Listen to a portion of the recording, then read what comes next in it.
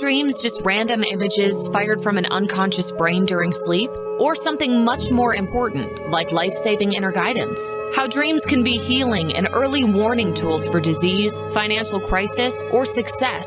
And love is still one of the behavioral science's greatest unanswered questions.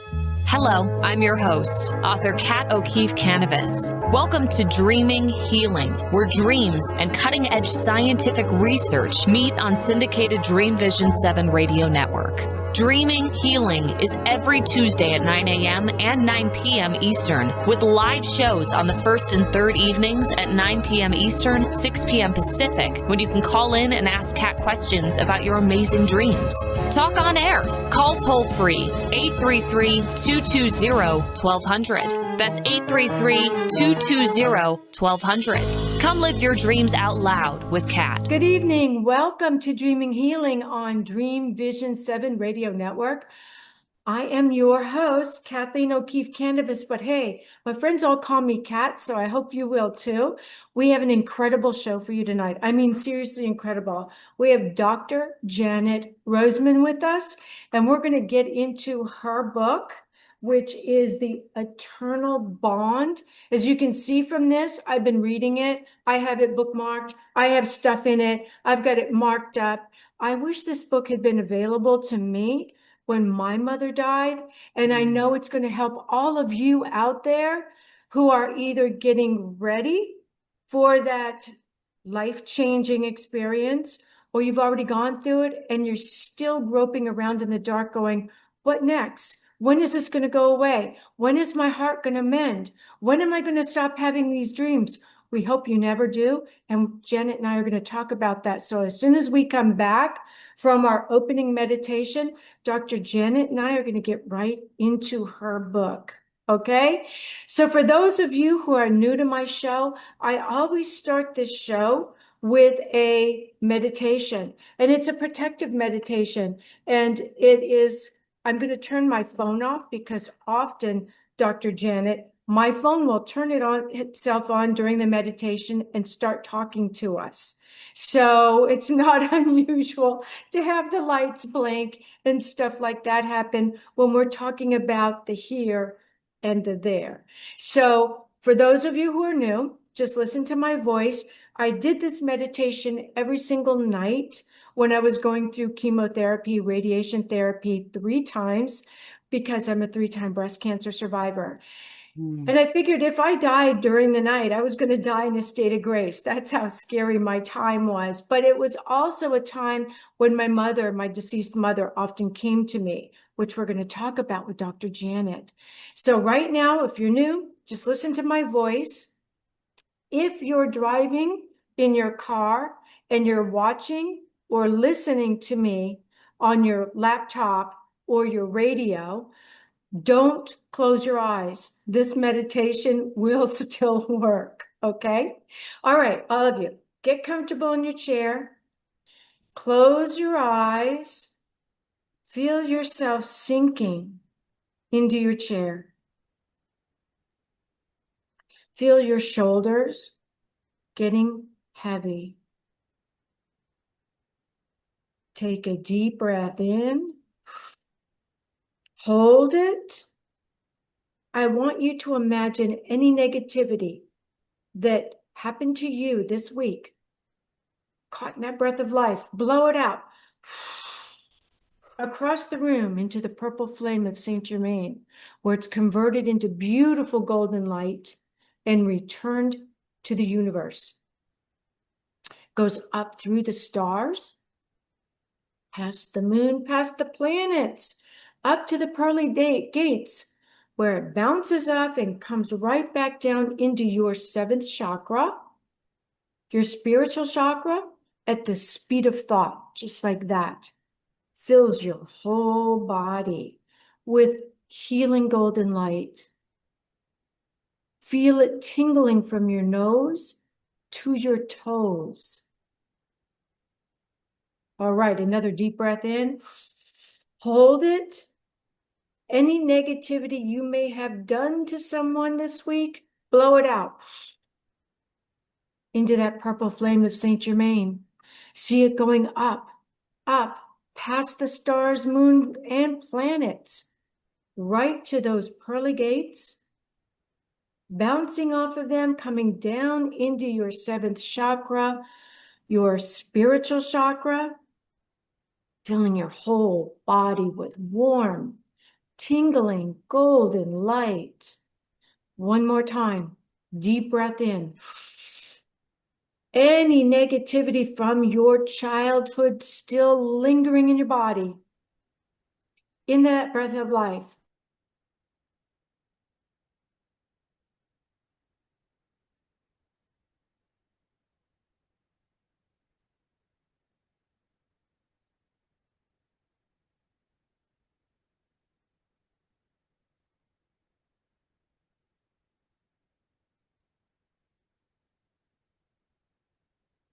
Right. Now I want you to imagine holding a power gift in your hand. Power gift can be anything a loved one like your mother gave to you, a piece of jewelry, favorite flower, your favorite stone, anything that holds the power of love, because love is the greatest power. Swing that around your whole body, creating a mirrored bubble of protective light around you. Only that which is of the highest and best, brought by your spirit guides and guardian angels, may enter that bubble. Everything else is reflected back from whence it came. We wish it so, and therefore it is. Amen. When you're ready, open your eyes. Join us. Until then, just listen to my voice, and when you're ready, you open your eyes and become part of our visual group. Welcome to Dreaming Healing, Dr. Janet Roseman. Thank you so much. I'm so happy to be here and I appreciate the opportunity. Well, let me And I tell love your meditation. Thank you. I think I will start doing that myself every day. Oh, great, great. I found it to be such a relief, and especially then, but we'll talk about that some more also when we get to your book. I just want our audience to know a little bit about you. This is Dr. Janet Lynn Roseman, PhD, from Santa Fe, New Mexico, and she's an associate professor in integrative medicine at the Dr. Kiran Patel College of Osteopathic Medicine. Did I say that right, Dr. Janet? Yes, you did. Thank you. She teaches courses in spirituality and medicine, art and medicine, and death and dying for medical school students. That is amazing. They need that so much. She Yeah. received the first Joseph Moore President's Award for her work in oncology and spirituality from Lesley College, and was the David Larsen Fellow in Spirituality and Medicine at the Library of Congress. We are so honored to have you here with us today, Dr. Janet. Well, I'm honored to be here. Thank you. So I'm going to start right out with the first question that came to my mind before I started reading your book. And that is, Okay. why did you write this beautiful book? Ah, I wrote it because after my mom passed away, I just couldn't find a book that spoke to me.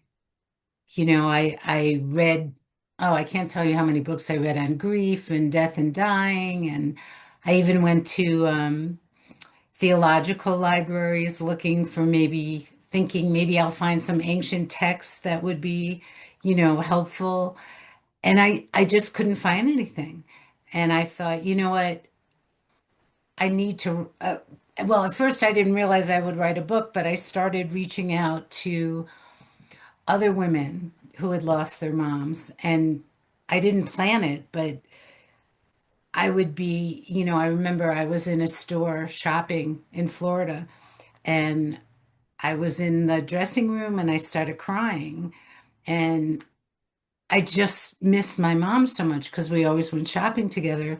And the saleswoman came in and asked me how I was. And obviously I was not doing great, I'm sitting there crying.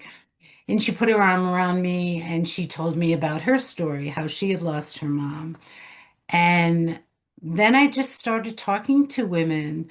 I would either mention I had lost my mom or I'd be crying. And I put an advertisement in different magazines and, postings to see if other women want to just send me their narratives. And it ended up, I started this the year after my mom passed. I actually wrote a book called If Joan of Arc Had Cancer. That's what I did for about a year. And then I started putting this book together several years ago. So it's gone through different iterations. And I think, I'm really proud of the book today because I don't think I could have written that, years ago. Mhm. I didn't have the wisdom and I didn't have the experience so much.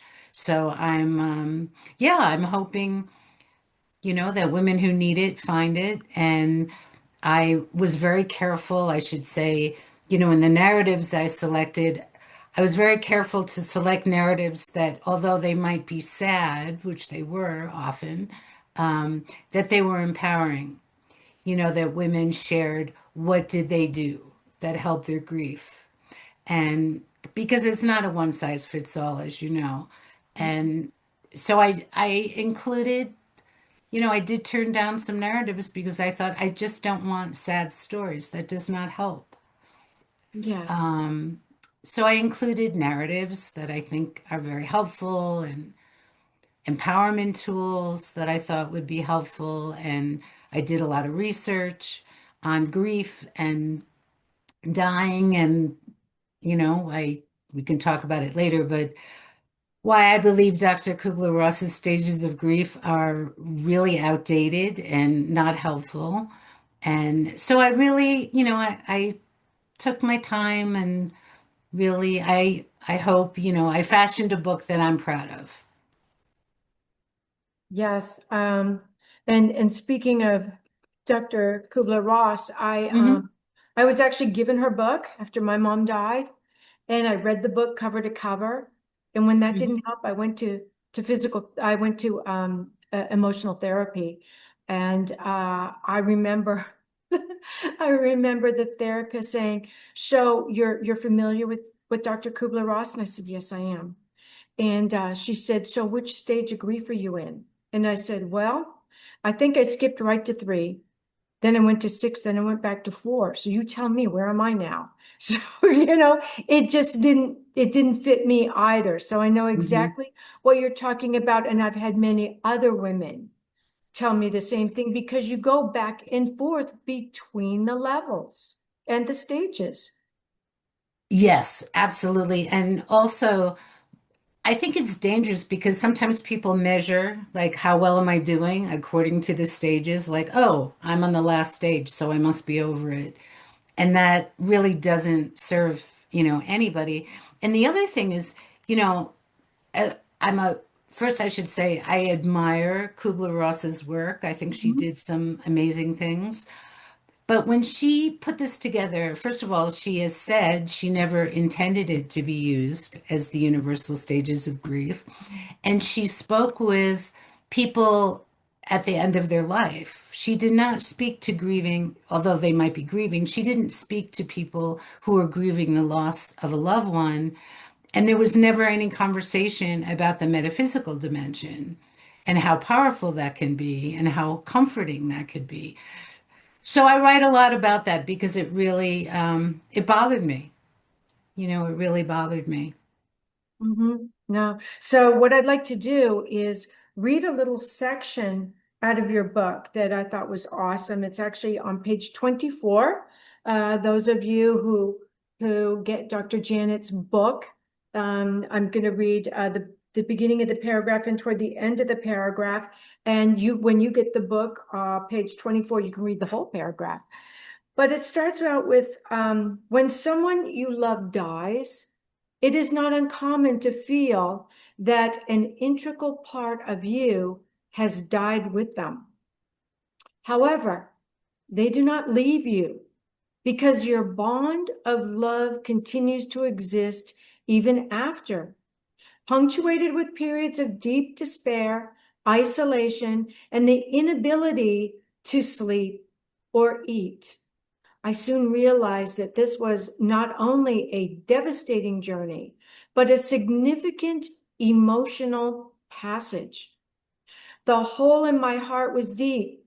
However, years later, after she took her last breaths, I'm happy, married to the love of my life, and grateful for the gifts she shared with me.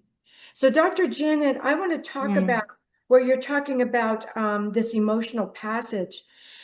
Although it may not feel like it at the time, it took me many years to realize it's actually a healthy rite of passage because it's normal and it's healthy for us to bury our parents.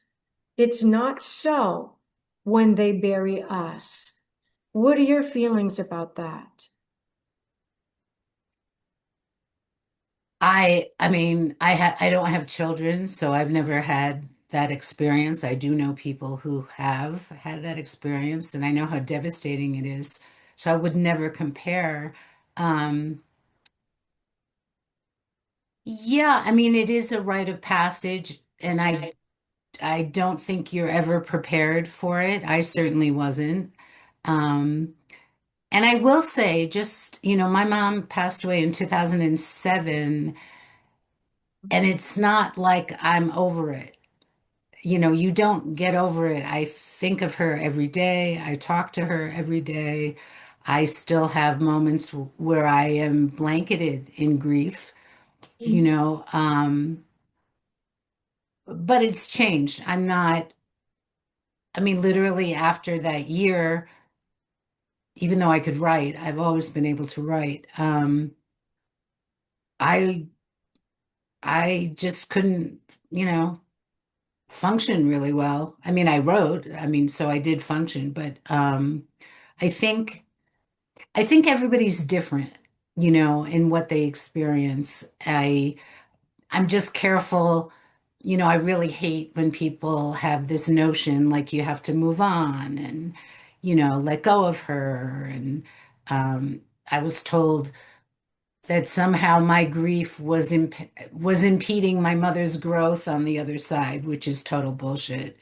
Um, because until my mother comes to me and says you're impeding my growth on the other side, I'm not going to, like who are we to know what that world is like? We don't. We can have ideas about what it is. So I find it really offensive for anyone to tell me what my mother is going through and to tell me somehow like as I say, the bond is love. Love never dies, right? So just because she's not here physically doesn't mean I stop loving her or she stopped loving me. I find that a very difficult premise.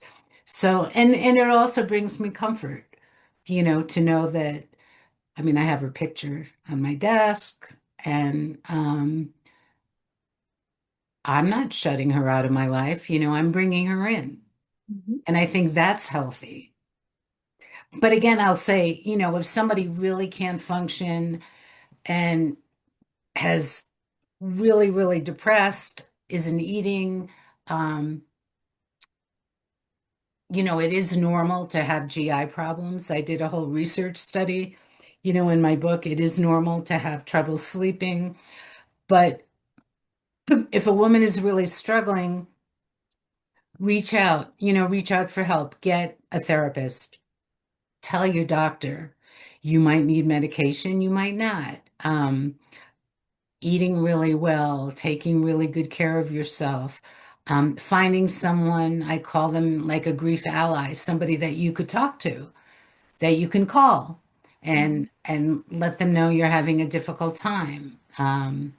Maybe you don't want to talk. I mean, I find even today, I don't really like talking about my grief and my relationship because to me it's very private. So whatever works for you is great. But I am a firm believer in doing something somatically, whether it's just walking or breathing or sitting in the tub or, using aromatherapy, getting a massage. All of those things can be incredibly helpful and very healing. Oh, absolutely. I agree. So why do you suppose, though, that you mentioned in here mother loss is unique and significant? Why do you suppose mother loss is so unique? What makes it so unique for those people listening? Well, our mother gave us birth, right? So we have that somatic kinship with her. Um, and I just think that bond is sacred and different, for everybody. I know not everybody has a close or had a close relationship with their mother, and that's their journey, right? Everybody is really different. I was lucky. I had a very, very close relationship with her. So it went further than just mother-daughter. We were friends. We were best friends. And I'm grateful, and I miss it. And I think too, and I write about this, women who were caretakers when their moms were sick also have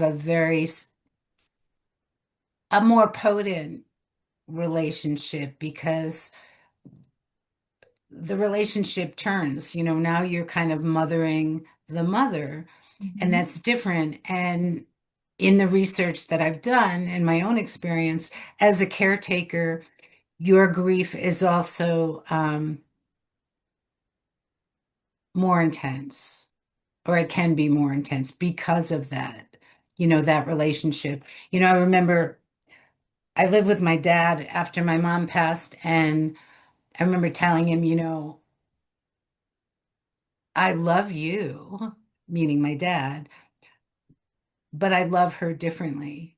We had a different relationship because I didn't want him to feel hurt. And he looked at me and he said, "Don't you think I know that?" And it was such a gift, of understanding because I didn't want him to feel somehow I didn't love him enough. Um, and I did love him, and I lost him, a year and a half after, but I loved him differently. It was a different dynamic. But again, everybody's different. I would never say I'm the expert on your grief. I'm not. You're the expert on your grief. Right. It's just so, it really helps us, though, to hear that a therapist like yourself, if you went through this grief and you were feeling it as deeply as lay people were, people who weren't therapists, people who are just people who work in stores, they work in supermarkets, or they work as cleaning houses. Their deep grief is as deep as yours was or mine was. There is a feeling of, oh, I'm okay. It's okay to grieve that deeply. So we've got to take a quick break, but when we come back, we're going to talk about the supernatural signs that you may have experienced, that your mother was still with you, and I'll share some of mine as well, because I think, like you said, love never dies. So don't go away. We'll be right back.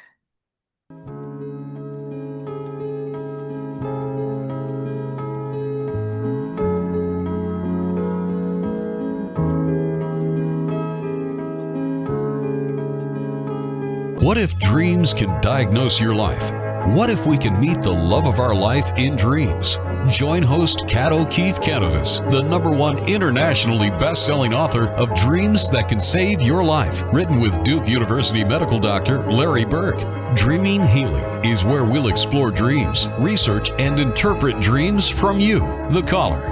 Dreaming Healing shows can be heard every Tuesday at 9 a.m. and 9 p.m. Eastern, with live shows on the first and third evenings at 9 p.m. Eastern, 6 p.m. Pacific Time on syndicated Dream Vision 7 Radio Network. Come live your dreams out loud with Kat. Are miracles real? Can you move from mayhem to miracles? 30 prominent authors say yes as they share their high fives and down lows of challenges, abuse, addiction, and love. Experience hope, the magic elixir of miracles, through the personal stories of New York Times bestselling authors James Redfield, Dr. Bernie Siegel, Sister Jenna, Reverend Temple Hayes, and many more. If you like bestsellers, chaos to clarity, and crappy to happy, you'll love crying and laughing through mayhem to miracles. Sacred stories of transformational hope. Available now on Amazon and in bookstores worldwide. Did you know that every word you speak matters? What you say and how you say it can make or break a relationship or shift the outcome of any situation. Are your conversations making a difference? Faith in God, gratitude, authenticity, and giving are Teresa Velarde's heart.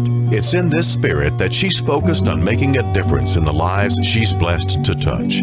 Conversations That Make a Difference is now on syndicated Dream Vision 7 radio network every Tuesday at 5 a.m. and 5 p.m. Eastern Time, with live call-in shows every first and third Tuesday at 5 p.m. Eastern.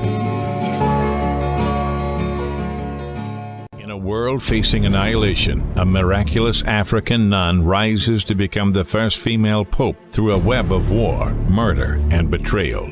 Loved by some, hated by many, she becomes the deadly target of Islamic terrorists and her own cardinals as she introduces a new vision that will either save humanity or accelerate its destruction. 4 people must race against a nuclear holocaust to learn her astonishing secret. Pope Annalisa is available at petercanova.com, Amazon, and other online booksellers and bookstores worldwide. This is Dream Vision 7 Radio Network, uniting mankind with universal love. Our shows are created from the heart, bringing each listener to a place of divine enlightenment. Breathe, relax, and enjoy. Let life flow. Welcome back to Dreaming Healing on Dream Vision 7 Radio Network. I'm your host, Kathleen O'Keefe Kanavos, but remember, everybody calls me Kat. I'm the Queen of Dreams. And we have with us Dr. Janet Roseman today, and we are talking about her amazing book, The Eternal Bond, which is the bond between mothers and daughters. And yes, we have bonds between daughters and fathers, and there's bonds between brothers and sisters. There are all kinds of bonds, but there is really a special bond between a mother and a daughter. When my dad died, I saw him a couple of times in dreams. He reassured me he was okay. He looked good. That was another thing. Dr. Janet, my parents looked great when I saw them on the other side. They went back to their prime. They were not old, sick, and decrepit, which was rather amazing to me. But let's talk about some of the supernatural signs that your mother shared with you that are still with you till today. Wow, a lot. I had many, especially in the beginning for the first few years.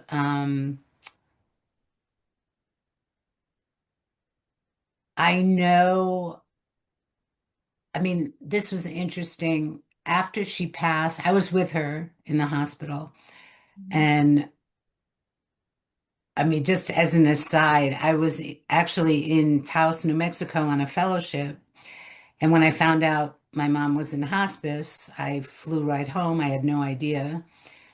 My dad didn't want to upset me, which is a whole nother story. But when I was on the plane, which I do think was a metaphysical occurrence, you know, I sat on the plane and I had to change planes in Dallas, and I went to get a cup of coffee, and a woman came up to me, stranger, came up to me and hugged me. And I'm not incredibly, you know, physical with people I don't know. And she just walked away. She didn't say a word. Then I get on the plane to go to Florida, and I'm just sitting there, you know, in traumatized because I know I'm going to go see my mom, and I'm scared and I don't know what to expect. And I'm just sitting there the whole flight. Maybe I was reading a book, I don't remember. And we got up, when the plane landed, and the woman next to me said, Janet, you're here to help your mother pass. And you can do it. And I know it's going to be difficult, but she's waiting for you. Now, I never said a word to this woman at all. And she got up and left. Where did she come from? I don't know. But that does not happen normally, and I'm very intuitive, but I had no idea that that was going to happen. And, there were signs. I mean, one of the reasons I wrote the If Joan of Arc Had Cancer book was one day after my mother had passed, my dad was, telling me, get out of the house. You never get out of the house. Go to a consignment store. You and mom used to love that. So I did. I drove to a consignment store, sat outside, and I said to my mother, okay, if you're really with me, give me a sign. I need to know you're with me. And I walk into this consignment store, and literally within 5 minutes, this beautiful painting of Joan of Arc on a horse with a sword like this, screaming victory, fell at my feet. And I knew that was her. She was giving me this book idea, but she was also telling me, you too can be victorious.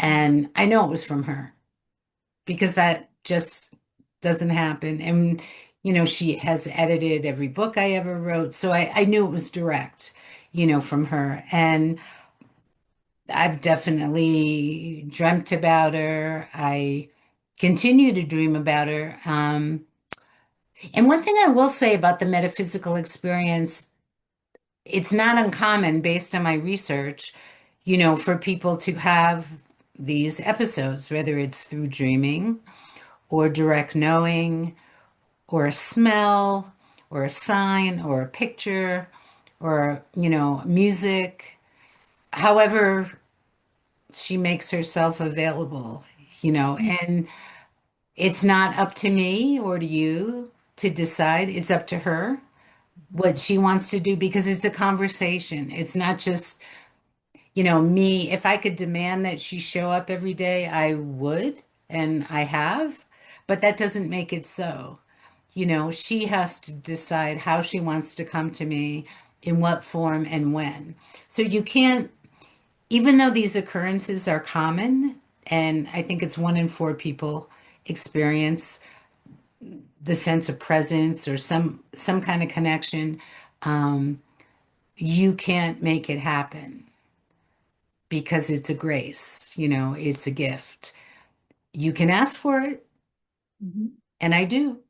I continue to do that. And I think the other part is like trust that she will show up in the way she wants, when she wants.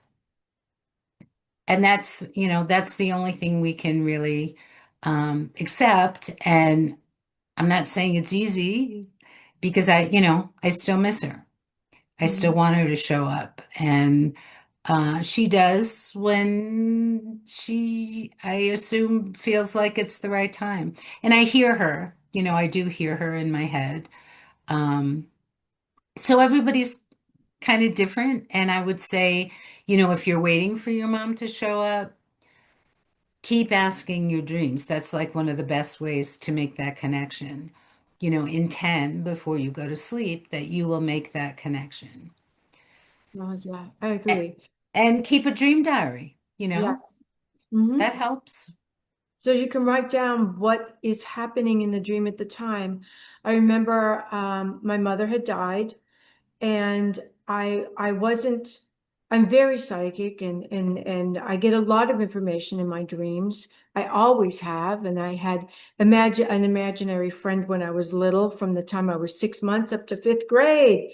Wow. And I remember she had passed, and I kept wanting to see her in my dreams, and she wasn't showing up. And finally, I said in my intention to my spirit guides, I said, I want to see my mom tonight in my dream.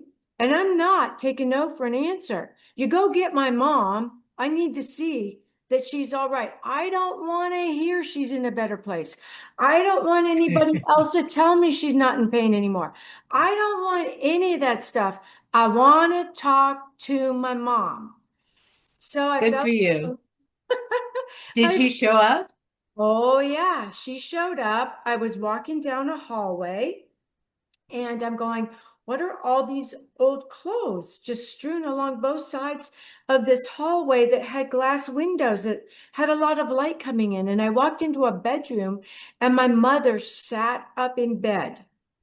And she smiled when she saw me. She was so happy. And she got out of bed and came toward me. And she was in the nightgown. She was in the night. She died. And I guess it was so I would be sure to recognize her. And I reached out and I grabbed her.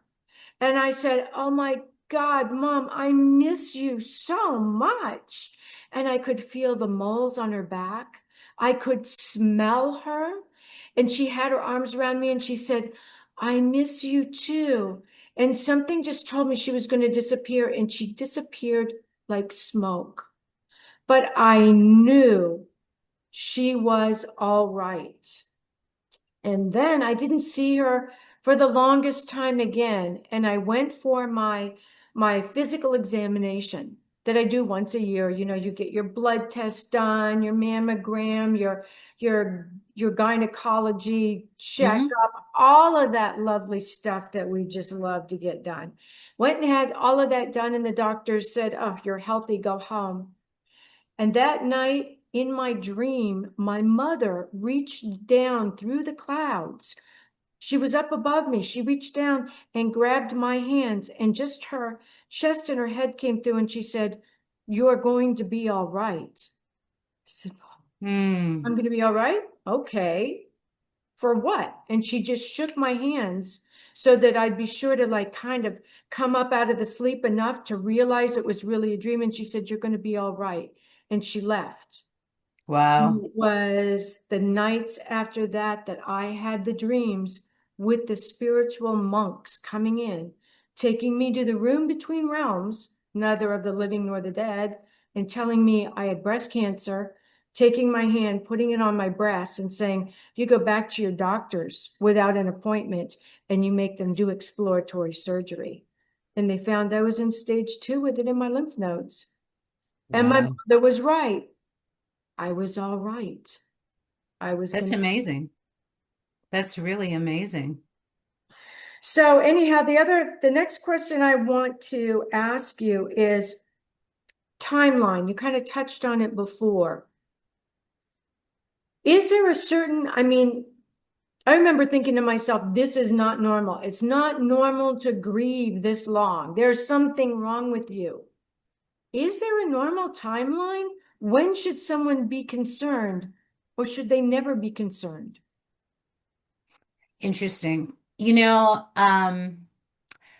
according to the DSM, the diagnostic manual that counselors and therapists and psychologists and psychiatrists use, they put this in a few years ago. Bereavement, long-term bereavement was, you know, an illness, right? And what they put in the DSM, which is really damaging, is after 6 months. That is a quote, you know, that's an illness. And I write about it too. The people that decided the DSM were also getting money inappropriately. And if you have a little code that you can use for bereavement syndrome, you can also bill people. You know, so it was a moneymaker. You can also prescribe drugs. So it's totally inappropriate. I don't think grief ever leaves you. You know, I'm sorry to say that. I think, like I said, if women in particular are having a really hard time and they can't function and they can't eat, or they're vomiting or eating too much, they need help, you know. And I definitely went to a therapist and she helped me a lot. And I still see someone, you know, that I talk to. So recognizing that you need help, like not being, don't be afraid to reach out for help in whatever way that would be, whether you talk to your family doctor or go to a homeopath or a naturopath or get massages, whatever it is. But I can tell you, like I said, my mother died in 2007. It's 2026, and I still have moments where it's really extraordinary. I just feel that blanket, of grief come over me. I'm not even thinking about her consciously, and it might last for maybe 5 minutes, and I'm aware of it. And it's funny because I often feel it when I'm shopping, and I take it as, oh, she's telling me she's with me. And what I'm feeling is the love, that intense love. So be very wary of anybody that says, oh, your grief will end, because I don't believe that's true. I think your grief will change. It'll shift. I'm not crying every single day, but I still miss her every single day. And I still think about her, and I still bring her in my life, and I still talk to her. And that's very comforting. I would never want to give that up. I think that's really important. The other thing I do want to say, because I think it's also important in regards to the metaphysical, be really careful if you are going to go see a psychic or an intuitive. I always suggest wait at least 8 months after your loved one has passed. Be very careful of who you decide to talk to. I would interview them before you go see them. Anybody that says, oh, I can definitely bring your mom in, do not go see. There's no definites. No, your mom will come in and see you. You don't need to have somebody else bring her in. We've got to go to a quick break, Dr. Janet, but when we come back, we're going to be in the last section of our show, and we're gonna talk about a few more things, like maybe some of the stories. So don't go away. You're listening to Dreaming Healing on Dream Vision 7 Radio Network. We'll be right back.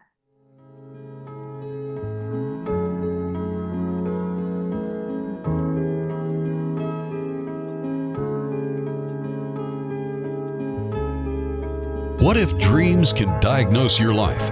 What if we can meet the love of our life in dreams? Join host Kat O'Keefe Kanavos, the #1 internationally best-selling author of Dreams That Can Save Your Life, written with Duke University medical doctor Larry Burke. Dreaming Healing is where we'll explore dreams, research, and interpret dreams from you, the caller. Dreaming Healing shows can be heard every Tuesday at 9 a.m. and 9 p.m. Eastern, with live shows on the first and third evenings at 9 p.m. Eastern, 6 p.m. Pacific Time on syndicated Dream Vision 7 Radio Network. Come live your dreams out loud with Kat. Why are we here? How can we be happy? Questions asked from millennials to boomers. Crappy to Happy, Sacred Stories of Transformational Joy answers them using true stories of grit, grace, and love. James Redfield, author of The Celestine Prophecy, wrote in the foreword, "This book is a seminar about emerging truths and offers grounded solutions through the art of the comeback."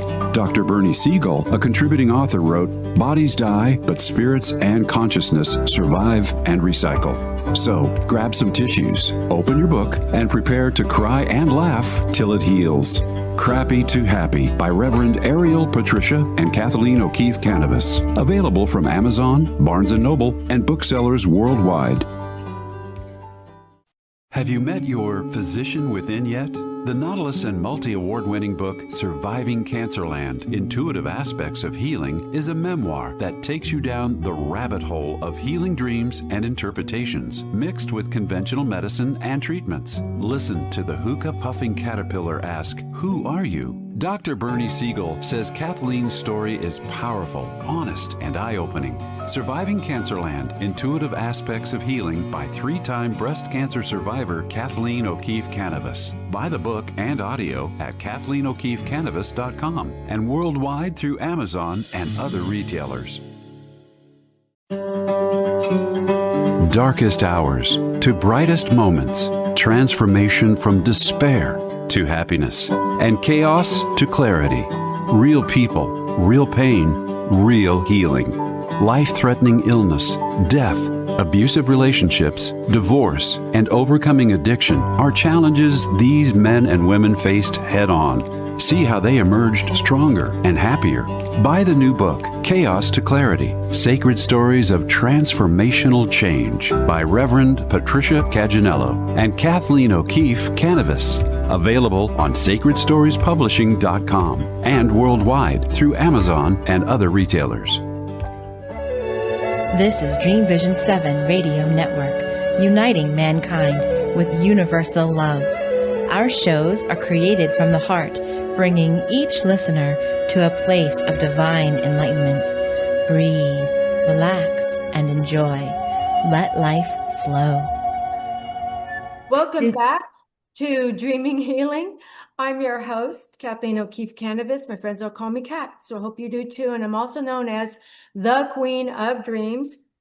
And just before the break, we were talking about that grief journey. And I think one of the most important things that Dr. Janet and I were trying to share with you is that everybody has their own time limit for grief. Nobody has the same one. Some people may only grieve 6 months. Some people may grieve 6 years. Some people, like me, to a degree, there's a spot in my heart for my mom, and it will always be there, and it'll be a little grief spot. My mom died when the moon was full. So every time I look up at the full moon, I think, Mom, are you looking at the full moon too? And we share that moon. So does it ever go away? Mine doesn't, maybe yours will. And so when you're listening to this video podcast tonight, just know that no matter where you are on your grief journey, you're not alone. And there's something really important to be said about women speaking with other women who may be ahead of where you are on your grief journey. They'll give you a helping hand, and that may be really important in your life. So don't be afraid. And as Dr. Janet was talking about, I believe in earth angels.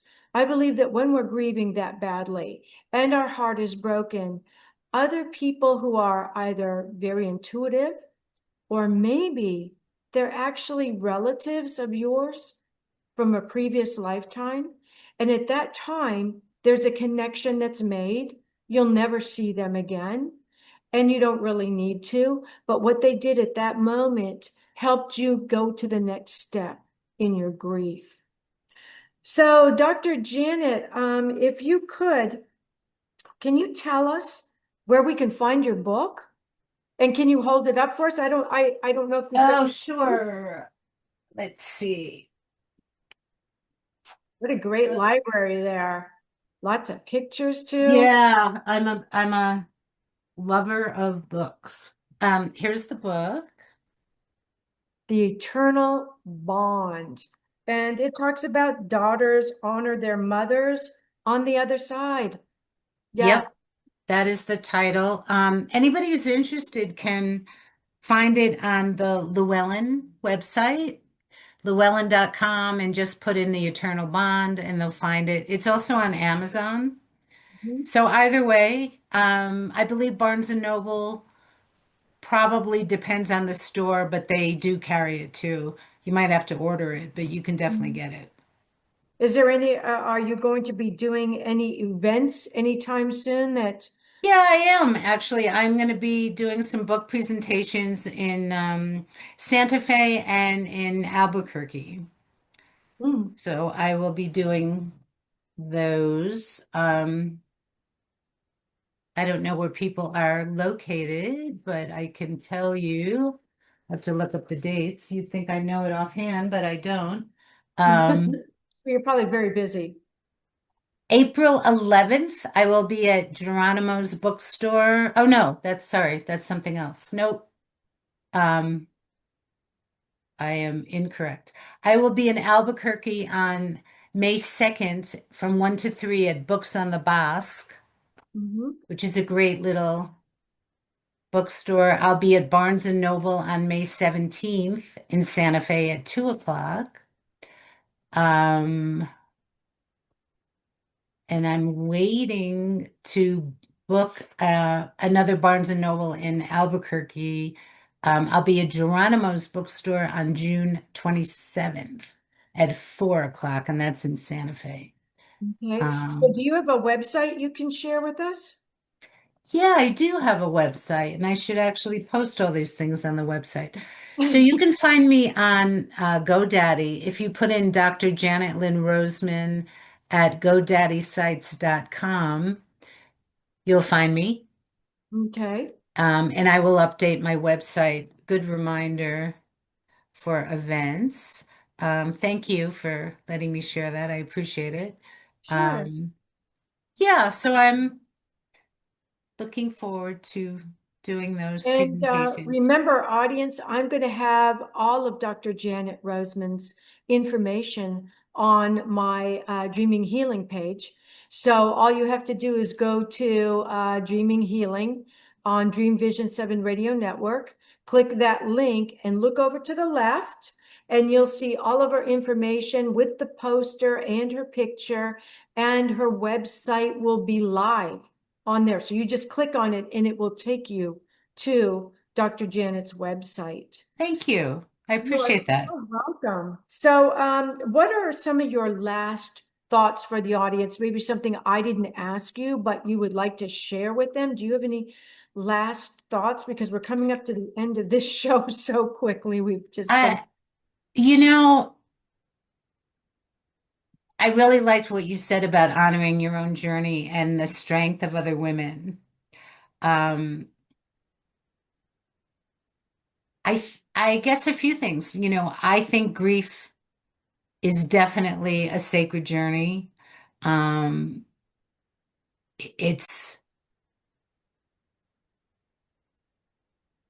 gives you an opportunity to restructure, you know, and really take inventory of your life.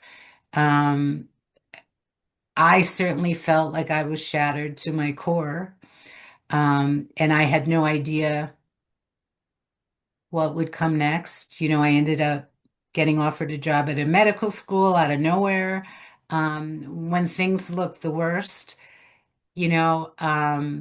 So I'm telling the audience, but I'm reminding myself, trusting that you'll be taken care of. Trusting that it's okay to feel broken and shattered and abandoned. Those are very normal feelings to have. But again, I don't want anyone to suffer. Yes, it is painful, but if you need help, ask, you know, tell your doctor, you know what? I'm not sleeping. I'm not eating. I really feel like I'm a mess. I need some help. Sometimes drugs, you know, medications are helpful. But when, you know, I also found I went to a friend of mine who gave me a massage every week because I couldn't verbalize what I was going through. And your body was all tense, probably. Exactly. And I just cried. And she didn't say a word, you know, and I was able to really release a lot of my grief, a lot of my pain that I had held in because I had taken care of her for so long. So that was really helpful. But ask for what you need. You know, when people say, "Oh, I'm so sorry to hear about your grief, you know, and your loss," the next opportunity would be, how can I help? But make sure you ask for help from people who can actually give it. You know, there are people who are going to say, "Oh, I'm so sorry, blah, blah, blah." It scares them. Some people will run away. Yeah, exactly. It's Scared them. scary. You know, grief is scary and you feel very vulnerable.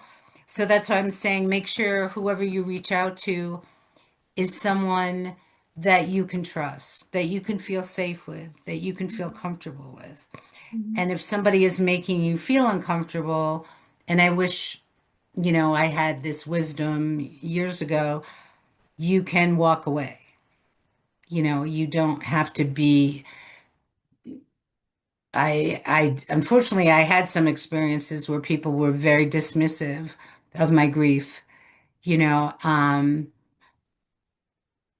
So choose wisely. And also choose wisely when you sign up to see a therapist, talk to them.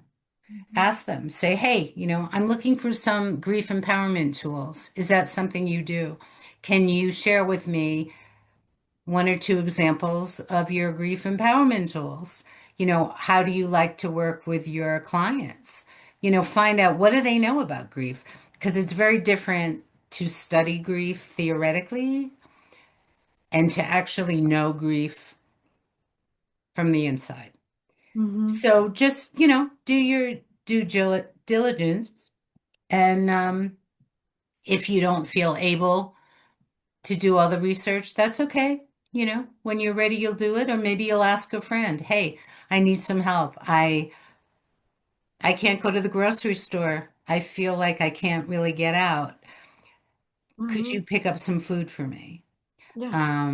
It's embarrassing to break down in public. It is, and a lot of us do. And what we don't realize is there's a lot of people around us who have probably broken down in public too. We just don't know it. That's true.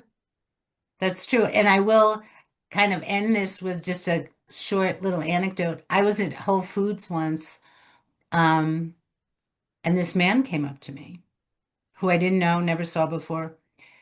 And he said, I just want you to know your mom is with you and she'll never leave. And he left.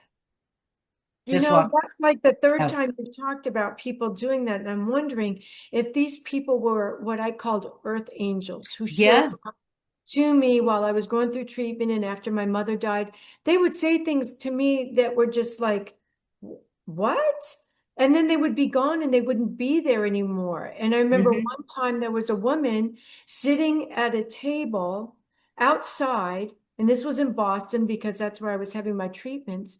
And when I walked by, she said, you look so lovely today. And I'm thinking, I look a fright, but thank you so much. I'm undergoing treatment. I have no hair and never mind anyhow. And she talked to me for the longest time, and I felt so good when I finally had to go to catch my bus. And I went back the next day to talk to her and say thank you. The place was closed up, and there was a man standing at the door, and supposedly he was the owner. And I told him what happened, and he goes, there's not been anybody here for the whole Christmas season. It's too cold. Nobody's been here in these tables, and they won't be until April. Wow. And there's another earth angel. So if you're listening to this show and you just lost your mother, or you've lost her a while ago, know that you have earth angels too. You have the potential to speak to her in your dreams. You may not recognize her because she looks so darn good. I saw mine one time and she looked younger than me. And, but that's all part of the process. So I want to thank you so much, Dr. Janet Roseman, for being with us tonight. We loved your book, The Eternal Bond. This was so much fun. We've got to have you back to talk about this some more because I just barely touched on it. And one of the reasons why I think your book is so important is because in grief, it sheds light on the sacred bond between mother and their adult daughters that I haven't seen any other books do. So your book does stand out. Well, thank you. That means a lot to me. Thank you so much. So everybody, thank you. And don't miss next week's or next time's Dreaming Healing show when we're going to have Dream Manifesting with Kelly Sullivan Walden. Good night, everybody. Remember, everybody dreams, but some dreams save lives. Good night. Thank you for joining us this evening. And a big thanks to our producer. Tune in next time to Dreaming Healing for more cutting-edge research, live dream interpretations, and stories with radio host and award-winning author Kat O'Keefe Kanavos. Listen every Tuesday at 9 a.m. and 9 p.m. Eastern Time with call-in live shows on the first and third evenings at 9 p.m. Eastern, 6 p.m. Pacific Time on syndicated Dream Vision 7 Radio Network. Remember, everyone dreams, but some dreams save lives. Live your dreams. Find more about Kat at KathleenO'KeefeCannabis.com. That's Kathleen with a K. OKEEFEKANAVOS. Or The Queen of Dreams on Google search.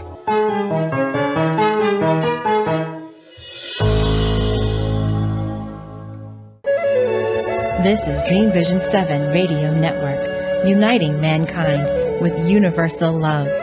Our shows are created from the heart, bringing each listener to a place of divine enlightenment. Breathe, relax, and enjoy. Let life flow.